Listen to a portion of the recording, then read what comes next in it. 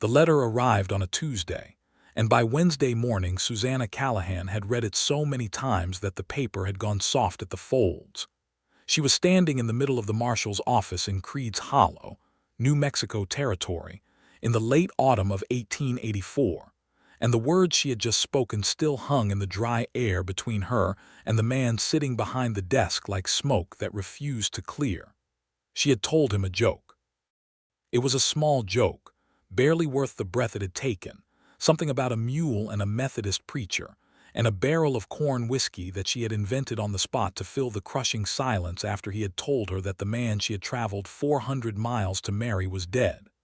Not just dead, murdered, shot through the chest in a car dispute 3 days before her stagecoach rolled into Creed's Hollow with her one trunk, her one good dress, and her entire future packed inside. And Marshal Ezekiel Stone had laughed. Not a polite laugh. Not the thin, embarrassed sound a man made when he didn't know what else to do with a woman who was clearly breaking apart behind her eyes. He had laughed like the joke was genuinely funny, like she had surprised him completely, like laughter was something he had been saving up and she had just given him permission to spend it. His whole face had changed. The severe, sun-darkened lines around his mouth softened. The guarded stillness in his gray eyes cracked open into something real and warm and briefly undefended. And Susanna Callahan, who had never once in 26 years of living managed to make another human being laugh with honest pleasure at one of her jokes, had stood there in the Marshal's office with a dead engagement and a soft letter and no plan at all, and felt something shift in her chest that had no business shifting under those particular circumstances. She did not know yet that this moment was the beginning of everything. She did not know yet that the man behind the desk had secrets of his own, secrets dense and dark enough to pull them both under if she wasn't careful, secrets that another man had already decided to use as a trap. She did not know yet that Creed's Hollow was not finished with her, but she felt the laugh in her sternum like a struck bell, and she held on to it the way a woman holds onto something precious when everything else has just been taken from her. Susanna had grown up in County Cork, Ireland, and arrived in New York at the age of 8 with her father and 2 brothers after her mother died of fever on the crossing. Her father, a stonemason named Patrick Callahan, had carried 3 things into the new country with him: a strong back, a tendency toward silence, and an absolute inability to understand why his daughter found the world funny. Her brothers, Cormac and Declan, were fine young men in many respects, but they had inherited their father's seriousness and their mother's practical bones, and neither of them had ever once looked at Susanna across the dinner table when she said something absurd and done anything other than stare at her with the mild, puzzled expression of men encountering a foreign language. She had tried. Lord knew she had tried. Through the years in the Lower East Side tenements, and then the move to Philadelphia, and then the long, dusty migration west that had taken the family through St. Louis and into Kansas, and eventually deposited Patrick and his sons on a sheep farm outside of Wichita, Susanna had told jokes and made observations, and constructed elaborate verbal scenarios designed to extract some flicker of amusement from the world around her, and the world had responded with the same patient blankness it always had. It wasn't that people were unkind to her. They weren't. She was useful and capable and generally liked in the practical way that competent women are liked in hard places. She could cook and sew and keep accounts, and she had a good eye for sick animals, and she could read and write better than most people she knew. These were qualities that earned her respect. But she was funny. She knew she was funny. She had always known it with the certain, lonely knowledge of a person who possesses a gift that the people around them simply cannot receive. She made herself laugh constantly, silently, in the privacy of her own head, where she held a running commentary on the world that was sometimes so sharp and unexpected that she had to press her lips together to keep from making sounds in church. The man who had advertised for a bride in the Wichita paper had been named Thomas Garraway, and his advertisement had described him as a prosperous rancher of steady character in the New Mexico territory, seeking a woman of good health and honest disposition for the purposes of matrimony. Susanna had answered it because she was 26, and her options in Wichita had narrowed to marrying a widowed farmer 20 years her senior or continuing to keep house for her father and brothers until she herself became an old woman. She had not expected love from Thomas Garraway. She had expected partnership and perhaps, over time, companionship. She had expected a life. She had not expected to arrive in Creed's Hollow and discover that Thomas Garraway had been dead for 3 days, and she had certainly not expected that the Marshal informing her of this fact would have gray eyes and a laugh like that. Creed's Hollow was a town of approximately 400 people situated in a narrow valley between two ridgelines of broken red rock in the northeast corner of the New Mexico territory. It had a main street of packed dirt that turned to mud in the rains and baked to iron hardness in the summers. It had a general store run by a husband and wife named Holt, a saloon called the Copper Nail, a small white church that leaned slightly to the east as though it had been listening for something and never quite straightened back up, a livery stable, a blacksmith shop, a small hotel called the Territorial that had 4 rooms, and a landlady named Mrs. Pedersen who charged $1.50 a night and included breakfast, and a marshal's office with a single holding cell that was currently empty. Marshal Ezekiel Stone had held his position in Creed's Hollow for 3 years. He was 32 years old, which Susanna eventually learned from Mrs. Pedersen, who knew everything about everyone in town, and delivered this information along with a plate of fried salt pork on the morning after Susanna's arrival. He was 6 feet and some change tall. He had dark hair going slightly gray at the temples, which seemed early for 32, but which suited him in a way that felt intentional, as if his face had decided to age interestingly rather than just old. He had the hands of a man who had worked hard most of his life, broad across the palm with scars on the knuckles, and he wore his star on a plain brown coat and kept his Colt in a holster worn smooth from use. He was, by the general consensus of Creed's Hollow, a good marshal. He was fair, he was thorough, he was not corrupt, and he was genuinely frightening to people who needed frightening. He was also, by the same general consensus, completely alone in a way that went beyond the ordinary loneliness of a bachelor. There was something in him that had been closed off, something that Mrs. Pedersen described as a sadness, but that Susanna, when she observed it in those first few days, thought was more precisely described as wariness. He moved through the world as though he was expecting it to produce a trap at any moment, and had decided the only sensible response was to remain perfectly prepared and completely unattached. Susanna understood wariness. She had her own version of it, albeit arrived at by different roads. On the morning of her 3rd day in Creed's Hollow, when the immediate question of what to do with herself had hardened from panic into something she could work with, she went to the marshal's office to ask about Thomas Garraway's estate. She needed to know whether there was anything left, whether the ranch could be sold, whether there was money enough to get her back to Wichita or forward to somewhere else entirely. She was not the kind of woman who waited for someone else to sort things out. She had never had that luxury. Ezekiel Stone was sitting behind his desk with a report in his hand when she came in, and he looked up at her with the careful, neutral expression of a man who had already identified her as a complication he had not yet figured out how to resolve. "Miss Callahan," he said. "Marshal Stone," she said. There was a silence. "Garraway's ranch," she said, because she had learned young that it was better to say the hard thing directly than to circle around it. "What happens to it?" He set down the report. "Garraway had no family that anyone here knows of. He had some debts to the bank and some to Holt's store. After those are settled, there may be a small amount of cash from the sale of the cattle. His horse was already sold to cover the funeral costs." He paused. "I'm sorry, Miss Callahan, I don't think there will be much." She absorbed this. It was approximately what she had expected, which did not make it easier to hear. How much would passage east cost, she said, from here to the nearest rail connection? Stage to Albuquerque is $3.50.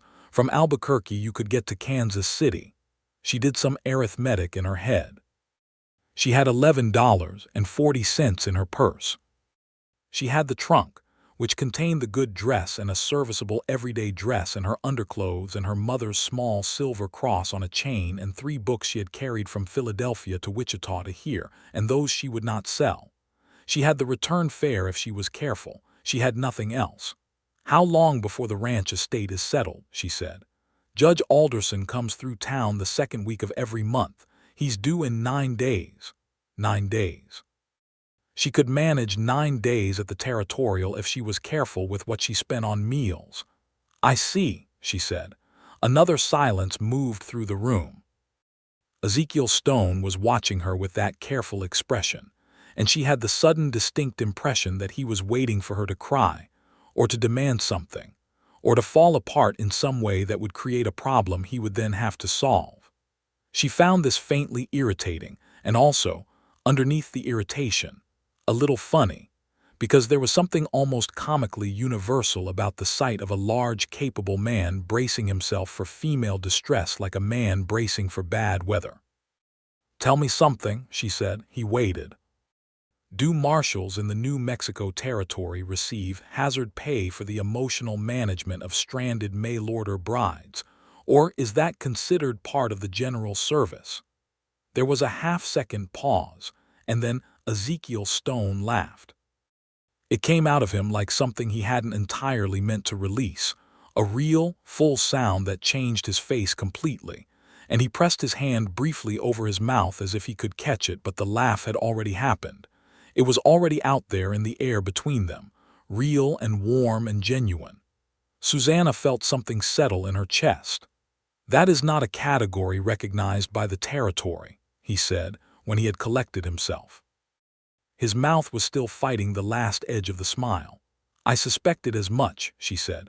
"Most territories are behind on labor classification." He looked at her for a moment. He looked at her the way a person looks at something that has just turned out to be unexpectedly different from what they thought it was. "Are you going to be all right, Miss Callahan?" he said.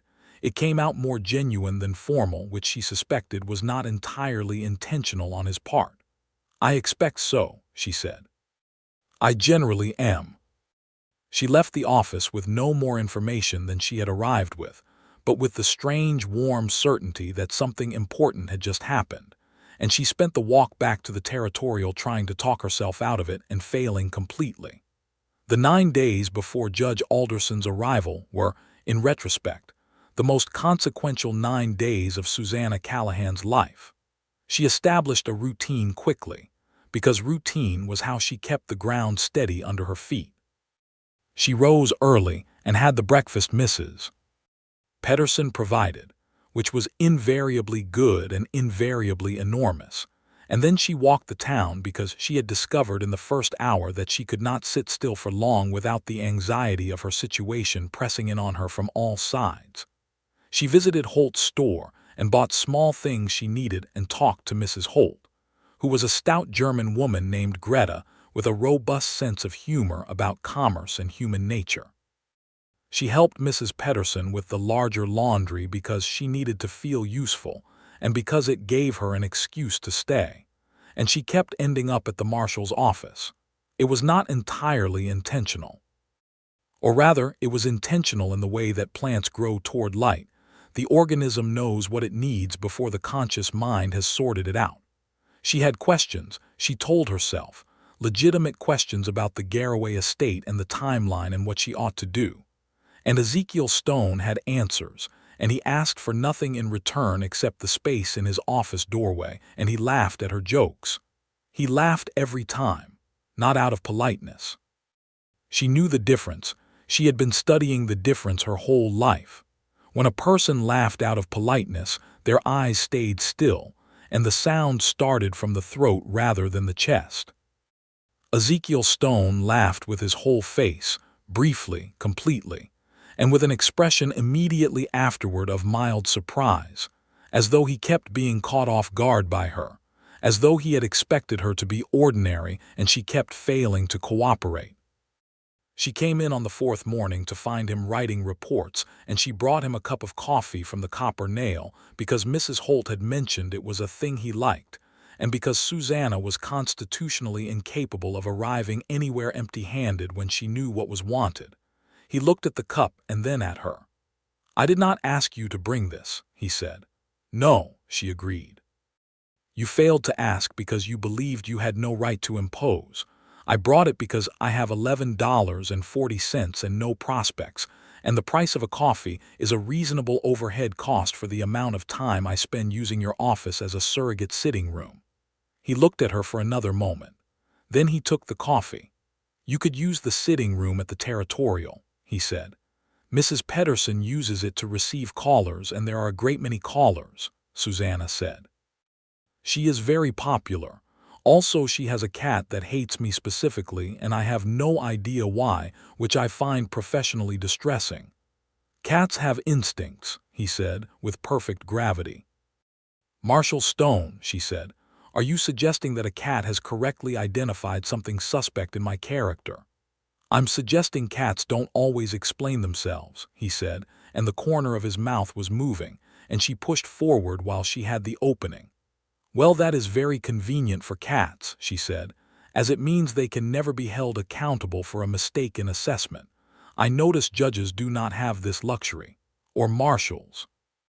He laughed at that, short and real, and looked back down at his report with a deliberateness that she recognized as him trying to restore professional order to the situation.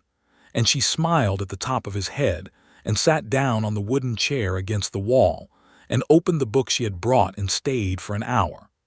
On the fifth day he asked her where she had grown up. She told him about Ireland, briefly, and about New York, less briefly, and about Philadelphia and Wichita. And she made it funny where it could be made funny, which was most of it, because she had lived long enough to have developed the habit of finding the absurdity in hard things as a matter of survival. He listened in a way that people rarely listened to her, with the full weight of his attention rather than the portion of it that could be spared from whatever else they were doing. When she finished, he said, "That is a considerable distance to travel."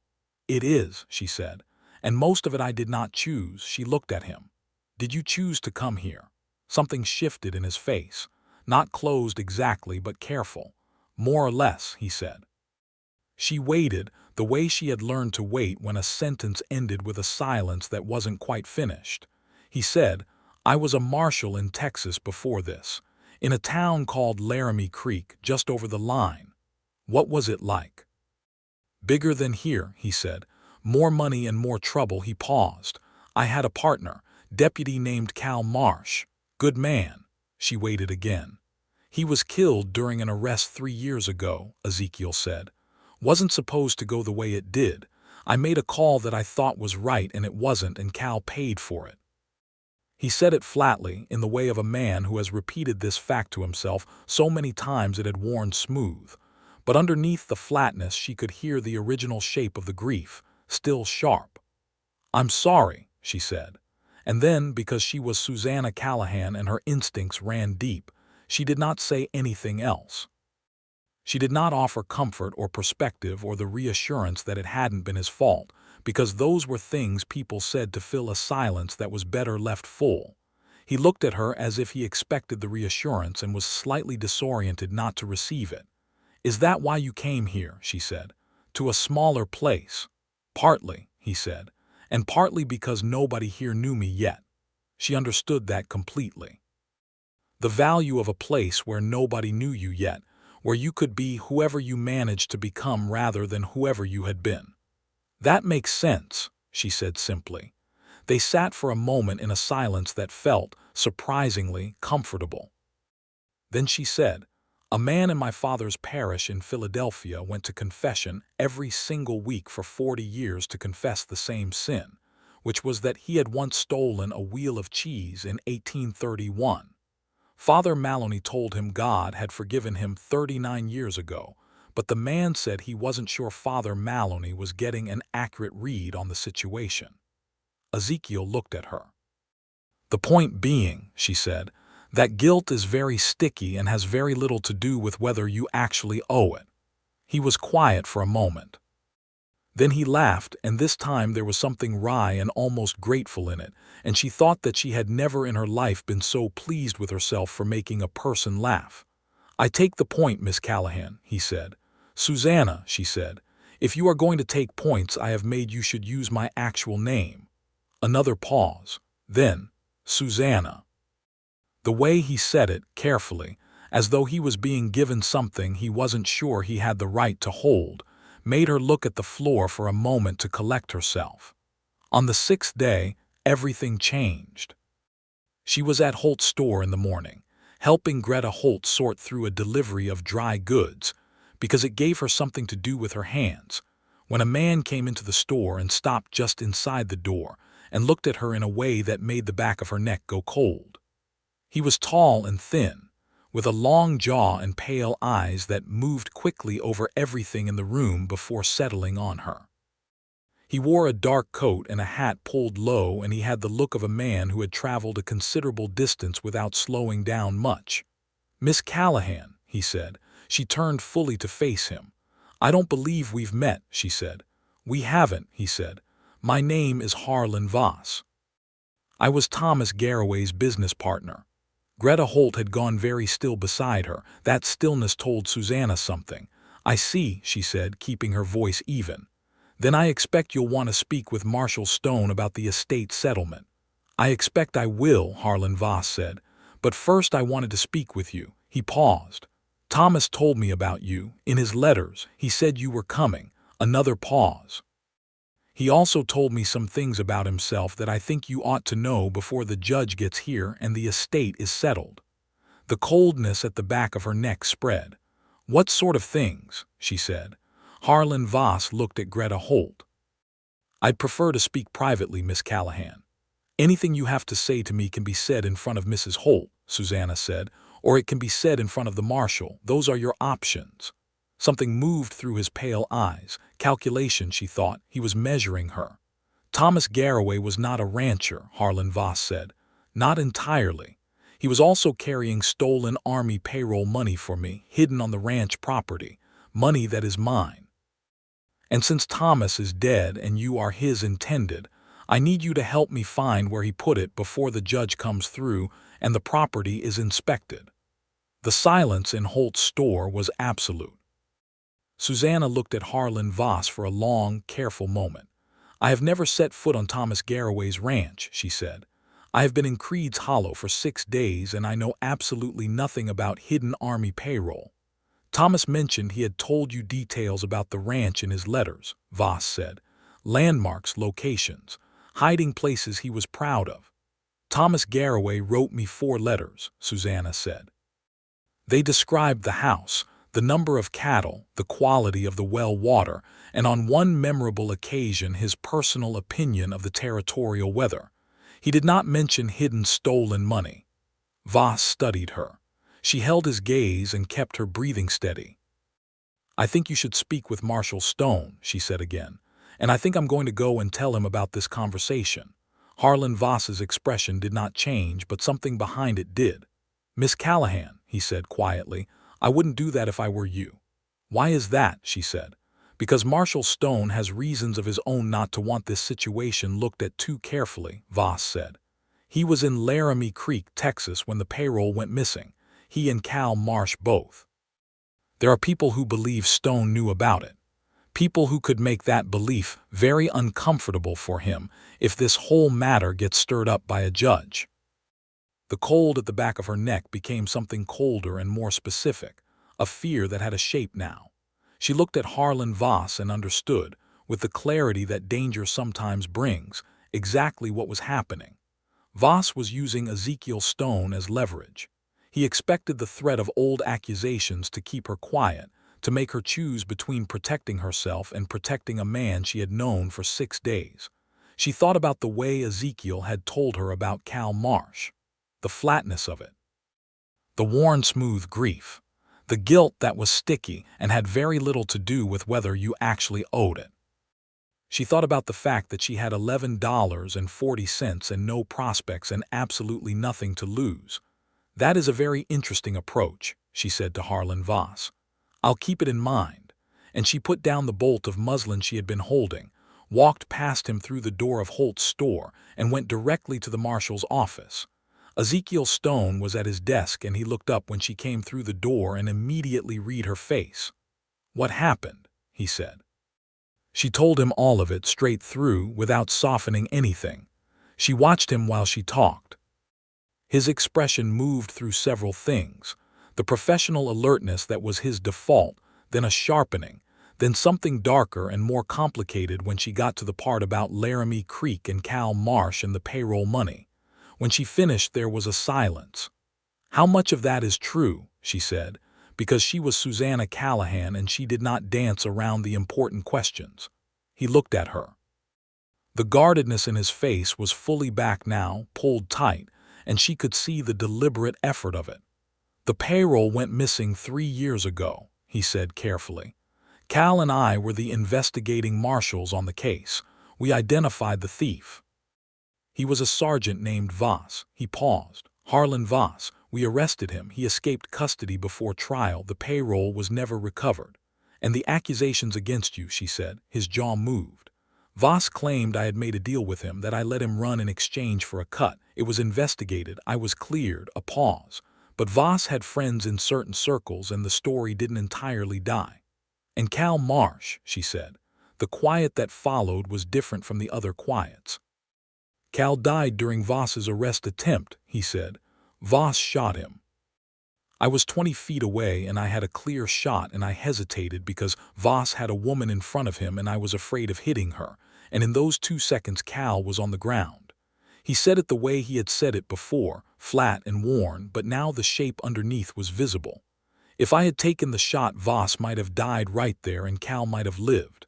I don't know. I'll never know." She sat with that for a moment. "So Voss killed your partner," she said, "and then blamed you for the theft to muddy the water, and now he's here to collect his stolen money, and he thinks threatening you with the old accusation will keep you from acting." "Yes," he said. He was watching her with an expression she couldn't quite read. "That is an extremely unpleasant man," she said. "Yes. And the money is almost certainly on the Garraway Ranch. Almost certainly. And if he gets it, he disappears and you never get another chance to close this case and clear your name properly." He was very still. "What are you saying, Susanna?" She had not fully worked out what she was saying until he said her name, and then it became clear. "I'm saying that I have no connection to Thomas Garraway's ranch beyond my name in a dead man's letters," she said. "I have no hidden money and no knowledge of any. I have nothing Voss actually wants except a reason to keep me quiet." She looked at Ezekiel directly. "But I am in this town for 3 more days, and I am currently occupying a somewhat unusual position with respect to this situation, and I think that position might be useful." "I am not using you as bait," he said. His voice had gone flat in a new way. "I didn't say bait," she said. "I said useful. There is a distinction." "Miss Callahan, Susanna," she said. He pressed his hand briefly over his eyes. It was the first completely unguarded gesture she had seen from him, and it made her chest ache a little. "Voss thinks I know where the money is," she said. "He came to me before he came to you, which means he thinks I'm the easier target. He'll come back. And when he does, I can have a conversation with him that gives you time to search the Garraway property. If he realizes what you're doing, he won't," she said. "I am Marshal Stone, an excellent liar when the situation requires it." He looked at her across the desk and she could see him working through it, the professional calculation fighting with something else, something protective and personal that he was trying to keep off his face. "This is dangerous," he said. "Voss is not a man who handles frustration with restraint." "I know," she said. "I could see that in 30 seconds. Then why?" He stopped himself. "Because you helped me," she said simply. "You were honest with me when you could have been vague. You've been decent to me every day of what is frankly a deeply undignified situation to be in. And because," she paused and made a decision, "because I am not willing to leave this town with Harlan Voss still in it while you're sitting on 3 years of false accusation and a dead partner and a case that should have been closed." The silence that followed was long enough to have waited. "You've known me 6 days," he said, very quietly. I know, she said. I'm fast. He didn't laugh at that, not quite, but the corner of his mouth moved and his gray eyes warmed a fraction, and she thought that was probably enough. They made a plan. It was not an elaborate plan, because the best plans rarely were. Ezekiel would ride out to the Garraway Ranch at first light the following morning with his deputy, a young man named Fletcher Ames, who had been notably absent from most of this story because he was in Albuquerque picking up a prisoner, but who was expected back by nightfall. Susanna would allow Harlan Voss to approach her again, which he would, and she would tell him she had thought about his offer and that she might know something, and she would keep him talking in the public space of Creed's Hollow's Main Street for as long as it took. Fletcher Ames arrived back at 8 that evening looking road-worn and deeply pleased with himself about the prisoner, and Ezekiel spent an hour with him behind the closed door of the Marshal's office. Susanna ate supper at the Territorial and told Mrs. Pedersen that she was feeling better about things, which was not exactly a lie. She went to bed early and lay awake for a long time in the dark, not thinking about Harlan Voss and his pale eyes and his stolen payroll, but thinking about Ezekiel Stone sitting behind his desk with 3 years of guilt worn smooth as a river stone, and the way he had said her name. Nobody had ever said her name like that before. Harlan Voss found her at 8:30 the following morning, sitting on the bench outside Holt's store with a cup of coffee and her book, which was exactly where she had planned to be.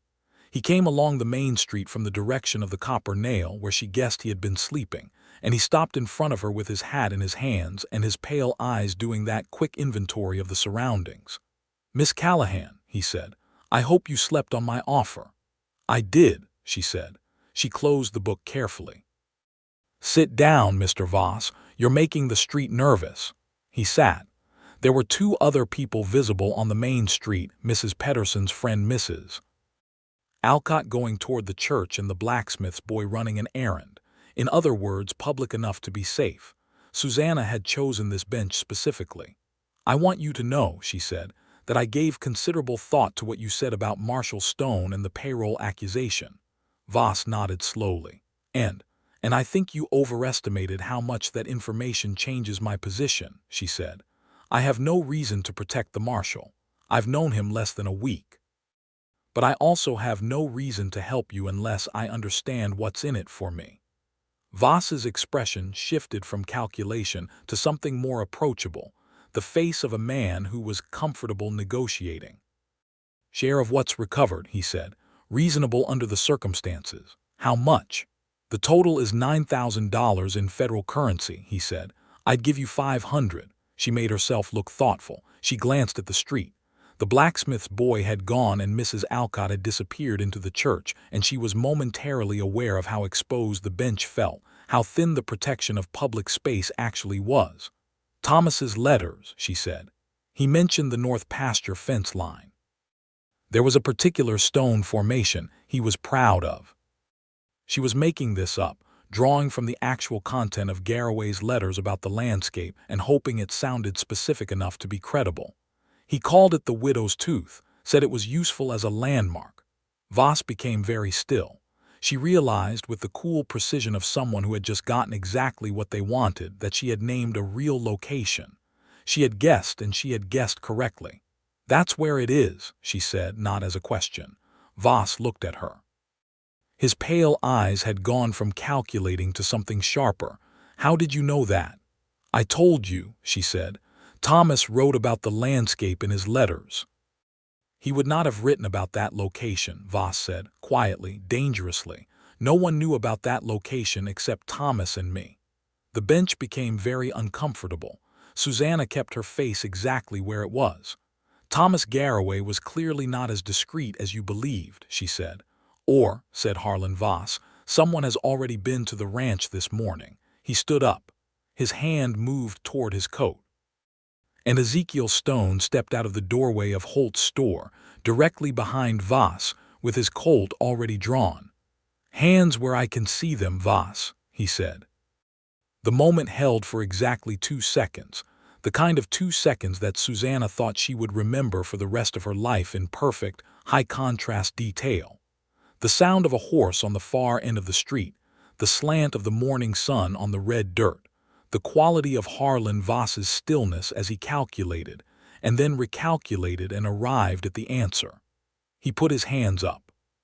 Fletcher Ames came around the corner of the store with his own weapon drawn, and Voss was efficiently disarmed and cuffed within 30 seconds, and Susanna sat on the bench and breathed very carefully for a moment.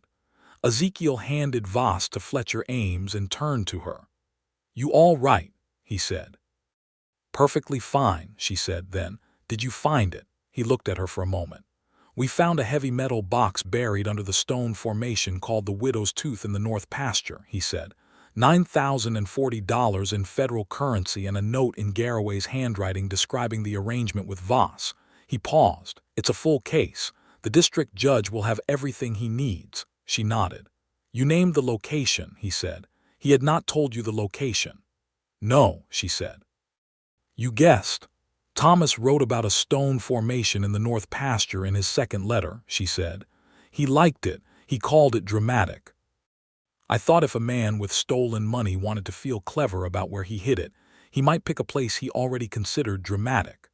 Ezekiel Stone looked at her in silence for a long moment. "That was a very significant guess," he said. "I'm a very significant guesser," she said. He didn't quite laugh, but the warmth in his eyes was the same thing.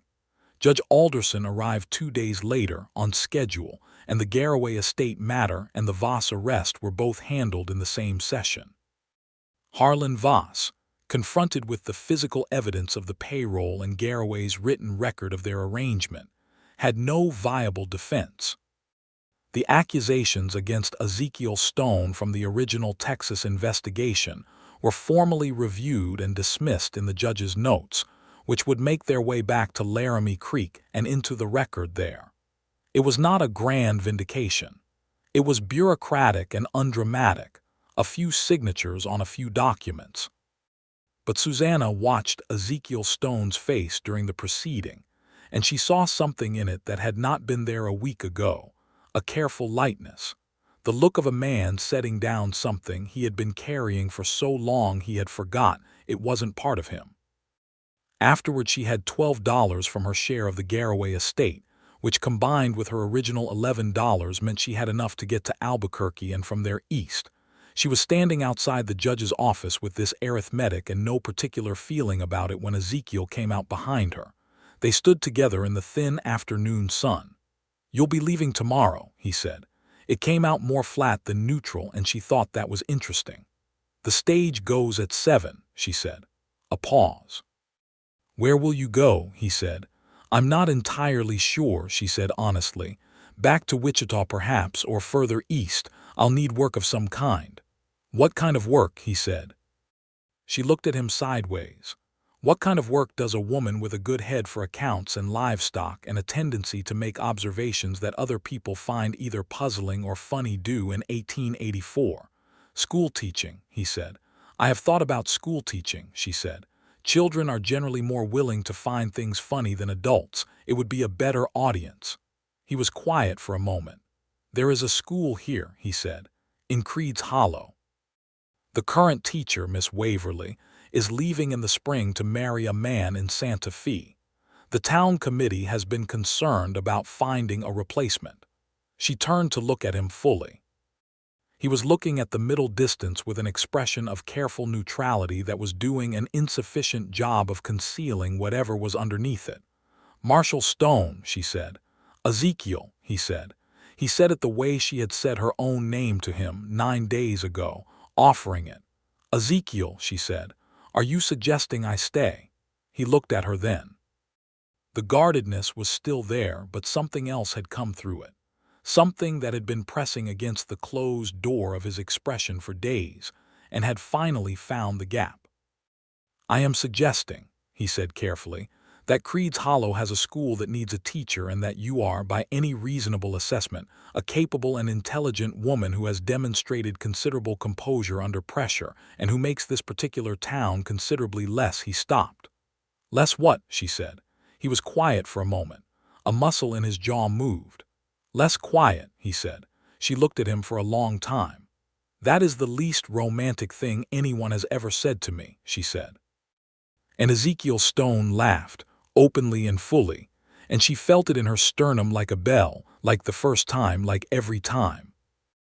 "I am not," he said when he had recovered, "a man who has had frequent occasion to be romantic." "No," she agreed, "I gathered that. But I would like," he said more quietly, "for you to stay, not for the school, or not only for the school." He paused. "I would like to continue to know you, if that is something you might want." She thought about Wichita and the widowed farmer and her father's patient blank face across the dinner table. She thought about $11.40 and a dead engagement and a soft letter. She thought about the sound of a laugh that meant it. "I will need a proper wage," she said. "I will not take charity." "The school pays $22 a month," he said, "plus housing in the schoolteacher's cottage. And I will need a commitment from the town committee in writing before I send word to my family. That can be arranged." And she said, "I would like it clearly understood that if I stay and if this," she gestured between them with a small, precise movement, "becomes a thing that it appears to possibly be becoming, it should proceed at a dignified pace and with appropriate honesty on both sides, because I have just had one unexpectedly dead fiance and I have strong feelings about surprises." "Understood," he said with perfect seriousness. "All right," she said. He looked at her. The careful lightness was still there, and underneath it something warmer, something that was beginning to look like the kind of feeling that takes root and grows. "All right," he echoed. She stayed. The winter of 1884 in Creed's Hollow was cold and clear and full of stars that Susanna had not been prepared for, having spent most of her life in cities where the sky was always slightly obscured.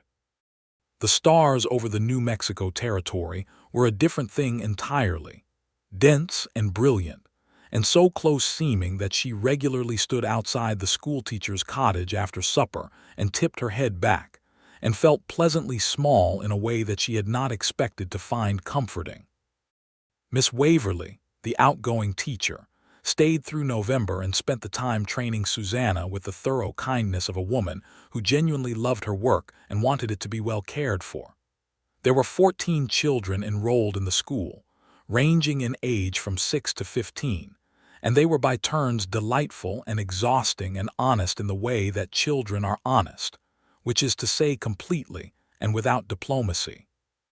On her third day of teaching, a 7-year-old girl named Louisa Reyes informed Susanna that her last teacher had never told jokes. "I don't tell jokes for the purpose of teaching," Susanna said. "I tell them for the purpose of getting through the day with my sanity intact, and if you happen to learn something while I'm doing it, so much the better." Louisa considered this. "Is that a joke?" she said. "Somewhat," Susanna said. Louisa laughed. It was a small, delighted sound, and several of the other children looked up from their slates, and Susanna felt the familiar lift of it.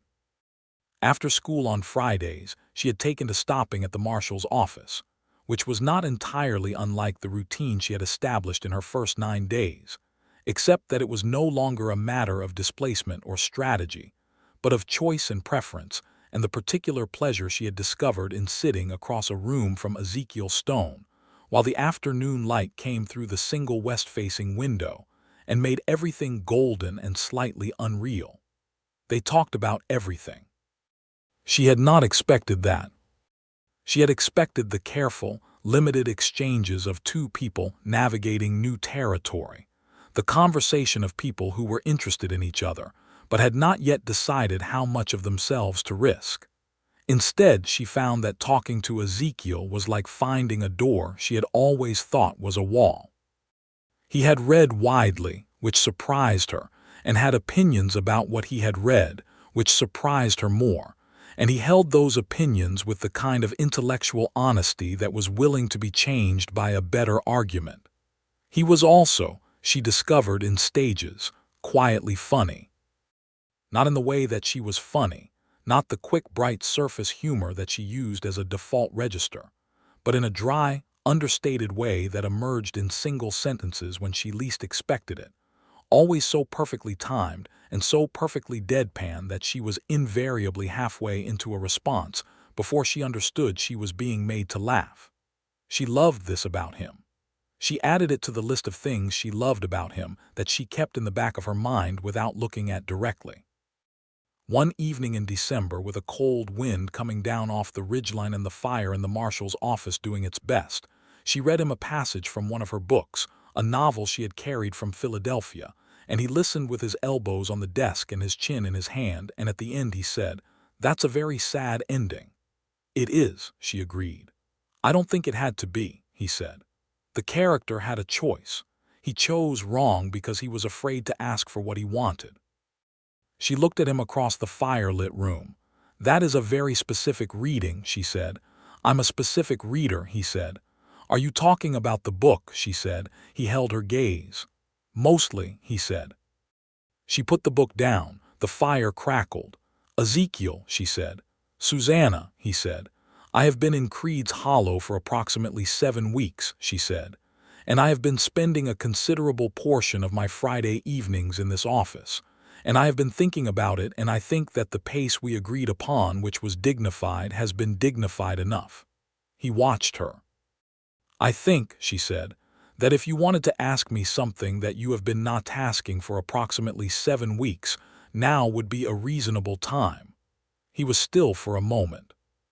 The firelight caught the gray at his temples and the lines of his face, and he looked, she thought, like someone who had decided to stop being afraid of something. He stood up from behind the desk. He came around it, which he had never done before, crossing the space between the desk and the chair where she sat with a deliberateness that made her heart do something undignified. He stood in front of her and extended his hand. "Would you walk with me?" he said. She took his hand and stood up. They walked the main street of Creed's Hollow in the cold December dark, and their breath made small clouds in the air between them, and his hand was warm and solid around hers.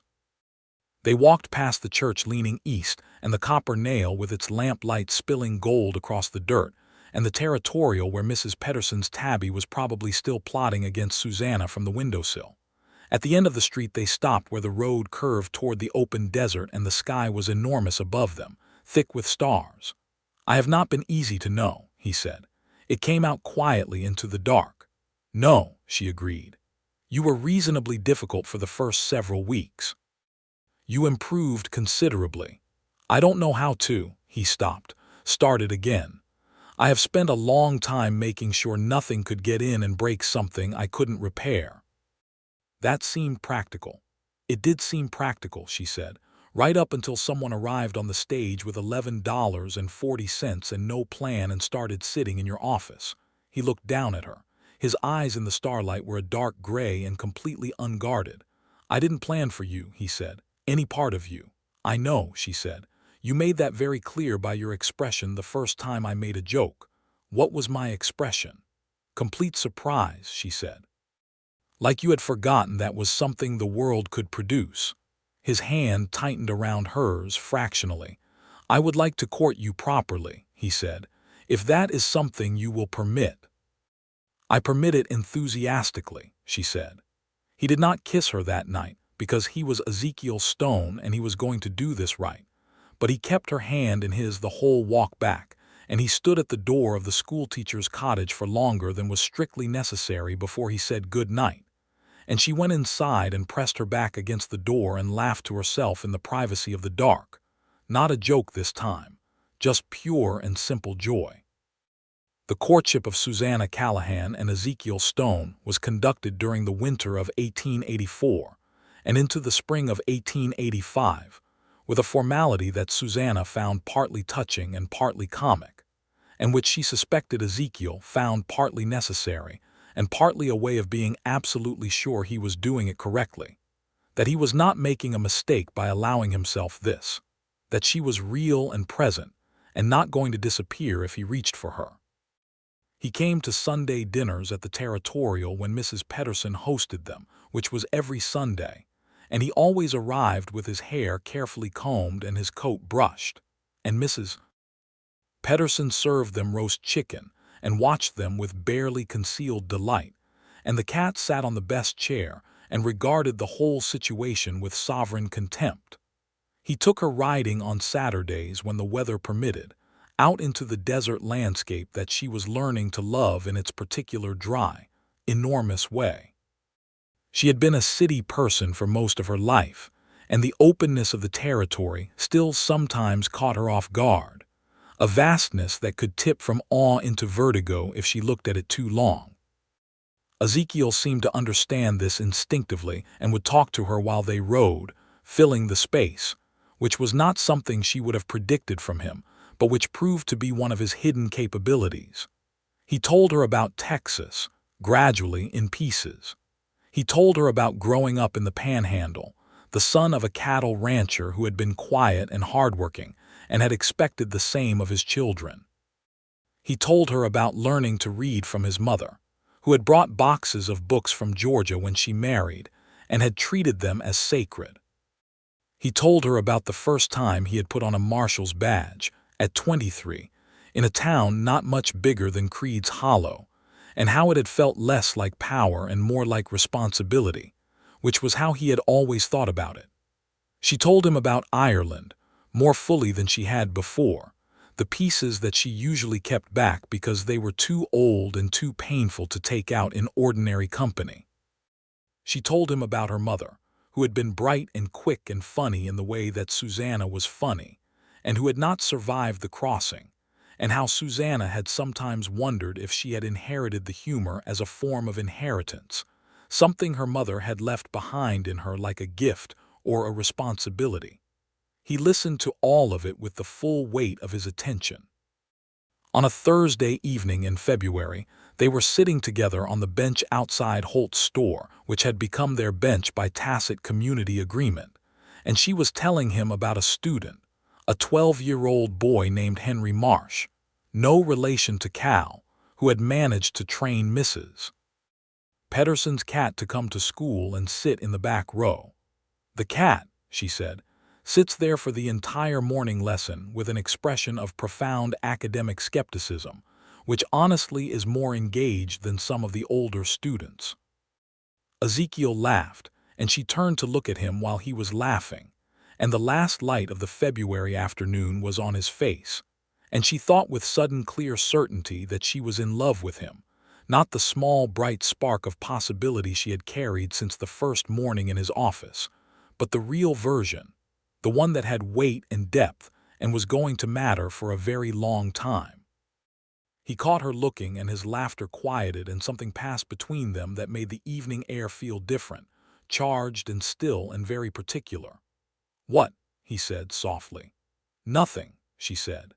He picked up her hand from the bench between them and held it, and they sat together in the February evening, and she listened to the sounds of the town settling toward dark and felt, for the first time in a very long time, exactly where she was supposed to be.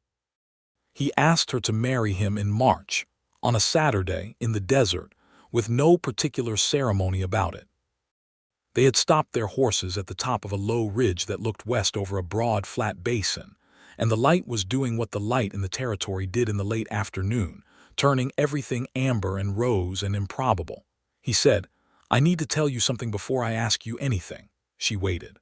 "I have been thinking for a long time," he said, "that the right thing to do was to keep my life simple, small, that the cost of caring about people was too high and I was not willing to pay it again." He looked at the basin below them, not at her. "I thought I had made a reasonable peace with that. And now," she said, he looked at her. "And now I think I was wrong," he said. "And I think I want a different life than the one I had decided to have, a life with more in it, a pause, with you in it specifically." She was quiet for a moment, looking at the amber light. "Ezekiel," she said, "is this where you ask me to marry you?" "Yes," he said. "Then ask," she said. He took a breath. "Susanna Callahan, will you marry me?" She looked at him. She thought about $11.40, and the letter gone soft at the folds, and the impossible coincidence of arriving in the exact right-wrong place at the exact right-wrong time, and the laugh that had hit her like a bell, and all the laughs after, and the feeling in the bench between them in the February light. "Yes," she said. "Obviously yes." He kissed her for the first time there on the ridge in the amber light, his hands on either side of her face, and it was careful and warm and entirely certain, the kiss of a man who had made a decision and was not afraid of it. They were married in May of 1885. The ceremony was held in the small white church that leaned east, presided over by the Reverend Colquitt, who was a cheerful man with a magnificent beard and a tendency to cry at weddings, which he did with the unself-conscious enthusiasm of someone who considered it a tribute. Most of Creed's Hollow attended, which was to say most of 400 people were packed into a church built for 150, with the overflow standing outside the open doors and windows. Mrs. Pedersen cried. Greta Holt cried. Fletcher Ames stood up with Ezekiel as his best man and appeared to be suffering from a severe pollen allergy that had nothing to do with the fact that he was crying. Louisa Reyes sat in the front row in her best dress and watched the proceedings with the focused attention of a 7-year-old who has decided this is an important event and is going to remember every detail. The cat was not present, which was probably for the best. Susanna had written to her family in Wichita to tell them she was staying and why. The letters from her father and brothers had been, in sequence, confused, concerned, and ultimately resigned in the way of men who have understood that Susanna has made a decision, and that decisions made by Susanna tend to be made. Her brother Cormac had written separately to say that he wished her well, and that if the Marshal proved unsatisfactory, he was willing to come to New Mexico and express this sentiment directly, which Susanna found both touching and completely unnecessary, and wrote back to say so. She wore her good dress, the one she had packed in the trunk in Wichita with no particular occasion in mind, and it was, she thought, a better occasion than she had imagined when she packed it. Ezekiel wore his good coat without his badge, because they had agreed this was a day outside of official business, and he looked at her when she walked up the aisle with an expression so openly wondering and unguarded that she had to make herself look at the Reverend instead of at him, or she would not have been able to finish the walk without crying. She did not cry. She was Susanna Callahan, nearly Susanna Stone, and she saved the crying for that night in the privacy of the bedroom of the house they would share, which was a small solid adobe house on the east edge of town that had been vacant for a year, and that Ezekiel had spent the previous 2 months repairing and adding to with the focused, quiet energy of a man working toward something. She cried briefly and happily, and he held her and asked if she was all right, and she said yes and meant it. And then she laughed at herself for crying, and he smiled into her hair and held her tighter. Life in Creed's Hollow with Ezekiel Stone was, in its daily texture, both ordinary and extraordinarily good. She taught school 5 days a week, and continued to find the work genuinely satisfying in a way that surprised her repeatedly, though perhaps it shouldn't have, because she had always had the teacher's particular love of the moment when something becomes clear in another person's mind. She watched the children of Creed's Hollow learn to read and calculate and think, and she told them the things she had wished someone had told her at their ages, which included a great deal about the actual complexity of history, and a fair amount about the fact that the world could be improved by sustained effort, and occasionally things that made them laugh. Ezekiel remained the Marshal and was good at it. He kept order in Creed's Hollow without tyranny, which was a balance she had come to appreciate as genuinely difficult, because the territory in 1885 had abundant opportunities for a person with a badge to become something worse than the trouble they were supposed to control.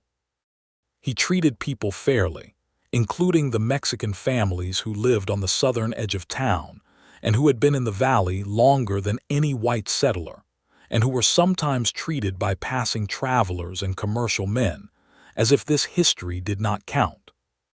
This mattered to Susanna, and she had told him so, and he had said that it was a matter of basic decency, and the law applied to everyone in his jurisdiction without qualification, and she had felt the warmth of it like something solid. He was not always easy. She had known he wouldn't be. He had moods that closed down over him like weather, particularly in the late winter when the anniversary of Marsh's death passed through his calendar like a bruise. She had learned not to push against these moods but to stay nearby, visible and warm, like a lamp left burning, and to wait them out. And he always came back to himself and always thanked her, not in words usually but in the particular attention he paid her afterward, making her coffee without being asked and finding reasons to be in the same room, and listening to her with an extra dimension of fullness. She was not always easy either. She had her own closed places, her own geography of old losses, and she was sometimes sharp when she meant to be gentle and sometimes said things that needed to be unsaid. They learned each other's fault lines and navigated them not perfectly, but honestly, with the willingness to repair that she had come to believe was more important than the absence of damage. They argued occasionally with real heat, usually about something that turned out on inspection to be about something else, the way arguments usually were, and they had discovered that their arguments had a natural shape, hot at the start and then cooling to something clearer, and that what came after an argument was always better than what had come before it, a particular honesty that the disagreement had burned through too. In October of 1885, Susanna realized she was pregnant. She told him on a Sunday morning in the kitchen of their house, while the sun came in low and white through the east window, and he was drinking coffee at the table with his hair still unbrushed. She simply said it. She had decided she would not make an occasion of it, not because it wasn't an occasion, but because she wanted to see his unperformed response. He set his cup down. He looked at her for a long moment with an expression she could not immediately read, and then he stood up and crossed the kitchen and pulled her into his arms with a care that felt somehow enormous, like something that had been contained and was now, just for a moment, exactly its full size. "All right," he said into her hair. His voice was different, rough at the edges in a way she hadn't heard before. "All right," she agreed, muffled against his shoulder. They stood in the kitchen for a while.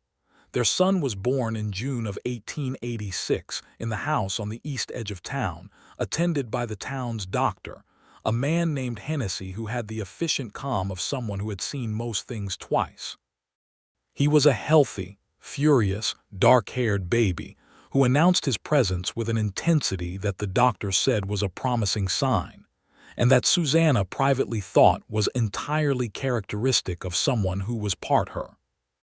They named him Patrick Ezekiel Stone, for her father and for his, and he was called Patrick at home and occasionally Pat when he was being particularly exhausting, which was often, because he was, from the very beginning, the kind of child who threw himself at the world with complete confidence and no apparent sense of self-preservation. Susanna's father came out from Wichita in the fall of 1886 to meet his grandson, traveling on the newly extended railroad line to Albuquerque, and then by stage to Creed's Hollow, arriving with his one good coat and his two large hands and the same patient expression she had been looking at her whole life. He shook Ezekiel's hand with the thoroughness of a man who was making a judgment. He held Patrick and looked down at him with something on his face that was not quite his usual blankness. On the second evening of his visit, at dinner at the Territorial where Mrs. Pedersen had insisted on hosting, Susanna made an observation about the railroad that she had constructed carefully on the walk over and delivered at the precise right moment. Her father looked at her. Then slowly, with the rusty quality of something that had not been used often, he laughed. It was not the same as Ezekiel's laugh. It was smaller and more tentative and clearly unfamiliar to him, a man rediscovering a capability he had mislaid somewhere in 30 years of hard living. But it was real. She could see that it was real. Across the table, Ezekiel caught her eye. He had a small, precise smile on his face, the particular smile that was just for her. She looked at her father laughing, and she thought about the girl who had always known she was funny but had grown up in the silence between the knowing and the receiving. And she thought about the morning in the Marshal's office, when a stranger had laughed at her joke like he meant it, and changed everything. She thought about how strange and exact the shape of a life could be. Her brother Cormac came the following spring, partly to see the baby and partly, she suspected, to inspect Ezekiel in person as he had threatened. And within 2 days of arriving, he had clearly decided that his inspection was satisfied, because he and Ezekiel spent most of the visit in the comfortable companionship of men who shared a language of practical work and few words, repairing the section of fence behind the house that had needed attention since the winter. Declan came the summer after with his wife, a capable woman named Ruth who had very little patience for nonsense and who got on immediately with Susanna in the way of women who recognize each other's frequencies. Life expanded.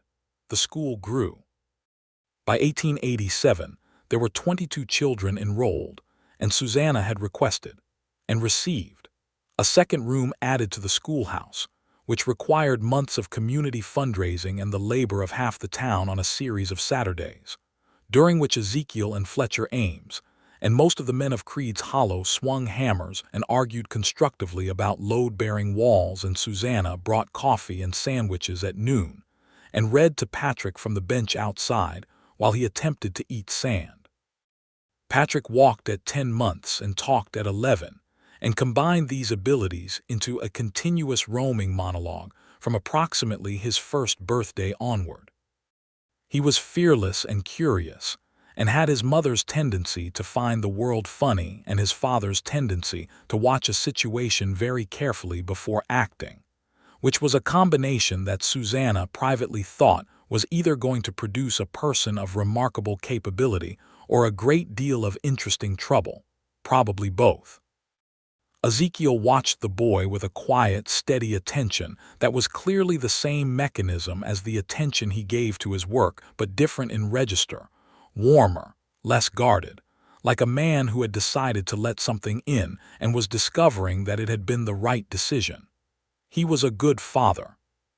She had thought he would be, watching the way he treated people and the way he listened, but she had not known the particular quality of it, the patience of it, the way he would sit on the floor of the kitchen with Patrick and a set of wooden blocks with the same completeness of attention he gave to everything, unhurried and genuinely present.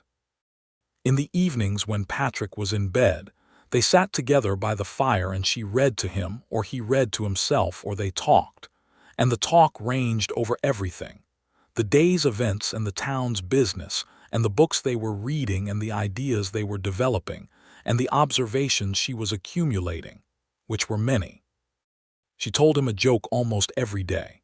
It had become, without either of them quite planning it, one of the textures of their life together, her noticing something and shaping it into a thing that made him laugh, and his laugh landing in her chest the same way it had landed that first morning, like a bell, like something solid and real that the world had been holding back from her for a very long time and then suddenly given. He laughed like he meant it. Every time.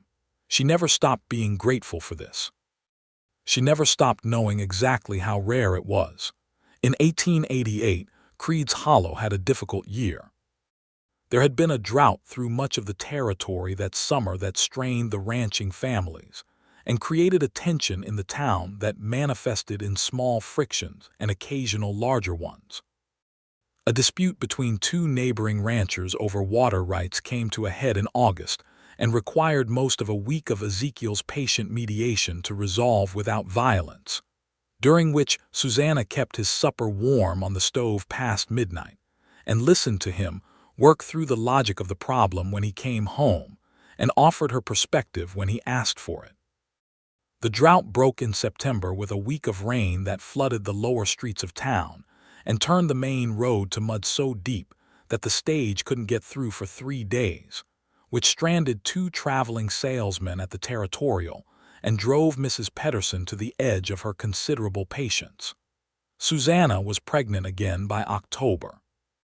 This time she told him at dinner, with Patrick sitting between them in his high chair, working through a bowl of beans with the methodical focus of a 2-year-old who has discovered a preference for self-sufficiency.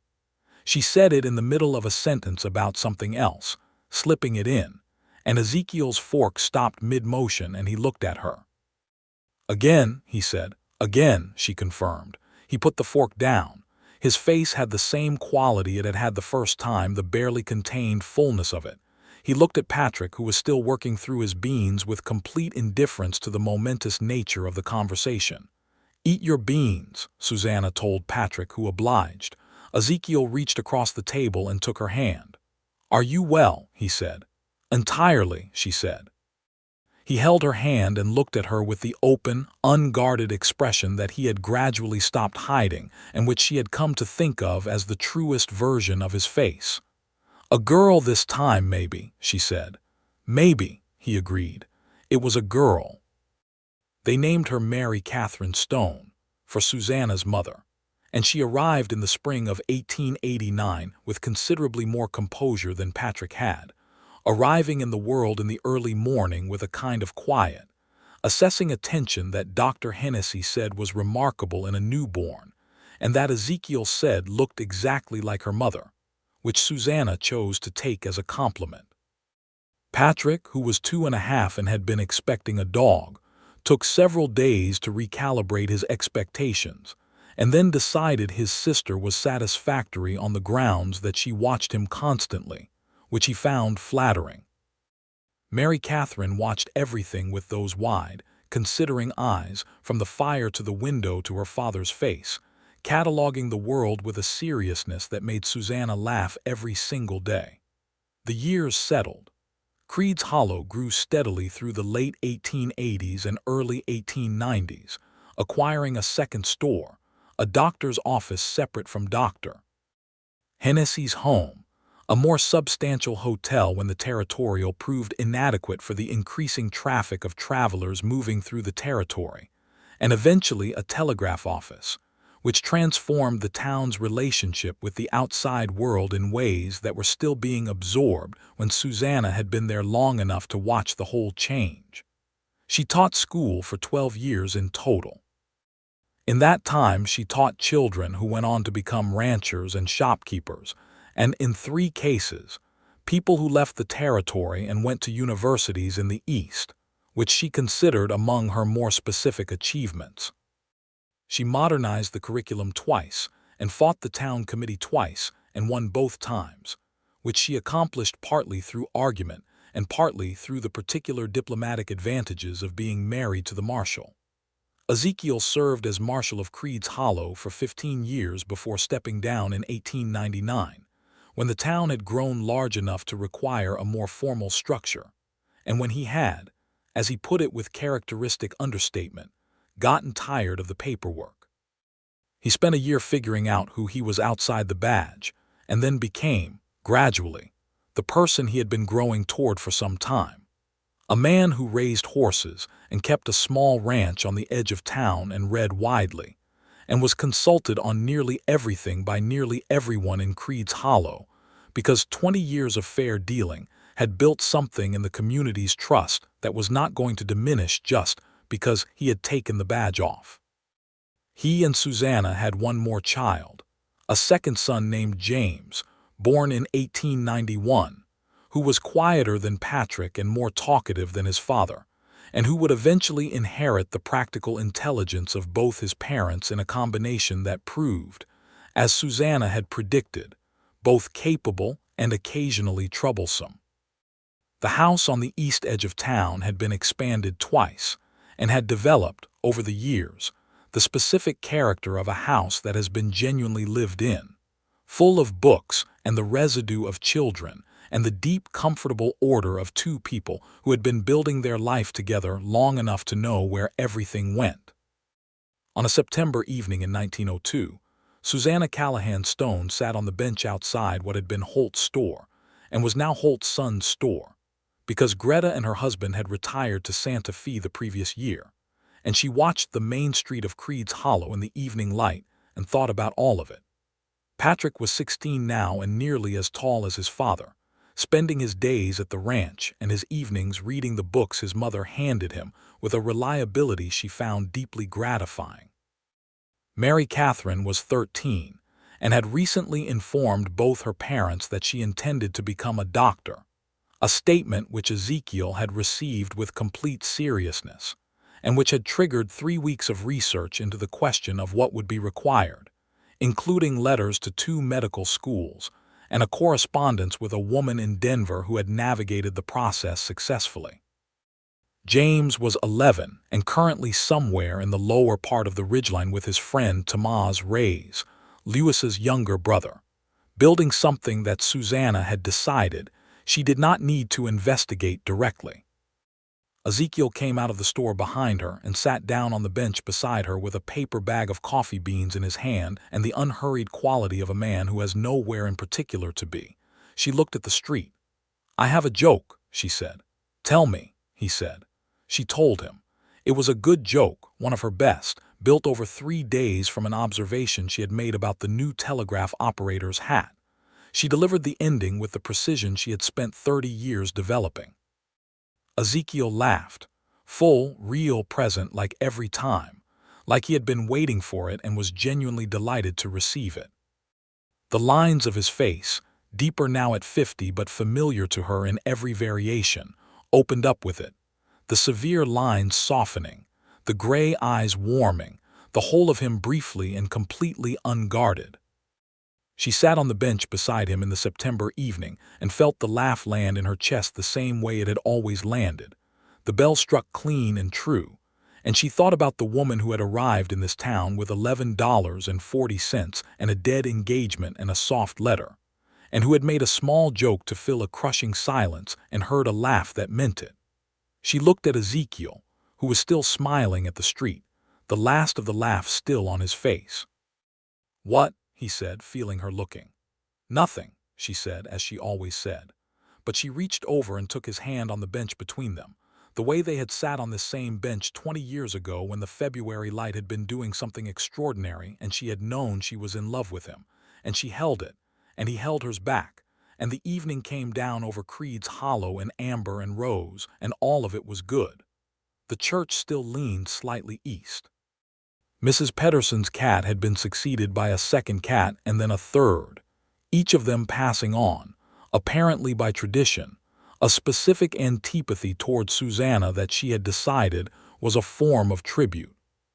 Fletcher Ames was the Marshal now, fully grown into the job, with a wife and 3 children and the specific reliability of a man who had learned from a good example.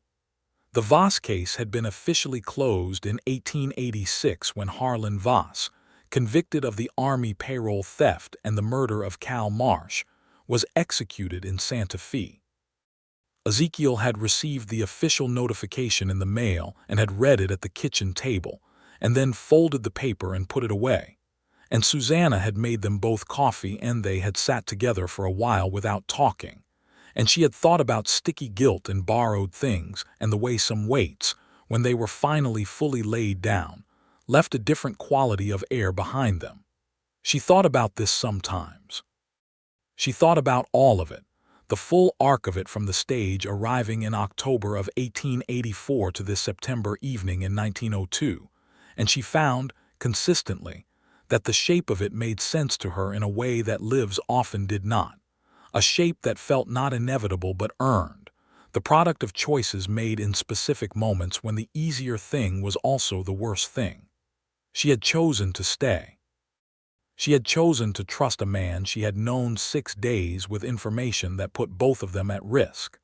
She had chosen to make the joke that filled the crushing silence rather than collapsing into the appropriate distress that the situation seemed to demand. And he had chosen to laugh.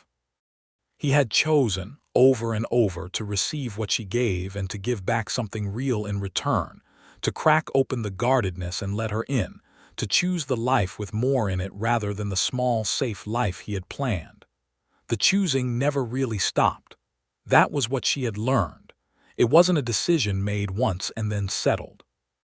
It was the same decision, renewed every day in small and ordinary ways, in coffee brought without being asked, and hands held on benches and jokes told and received, and the accumulated dailiness of 2 people making the same choice together, until the choosing itself became the shape of them. Patrick came down the street from the direction of the ranch, loping with the loose-limbed ease of a teenager who had not yet fully inhabited his own height, and when he saw them on the bench he raised a hand. "Supper soon," Susanna called. "I know," he said. He went past and into the house. Ezekiel squeezed her hand. "Come inside," he said. "It's getting cold." "In a moment," she said. She sat on the bench for another minute, looking at the street and the church and the last amber of the evening sky above the ridgeline, and she thought about how a joke told in a desperate moment had opened a door, and how everything she had was on the other side of that door, every last good and essential thing. Then she stood up and went inside, into the light and the warmth and the sound of her family, and closed the door behind her.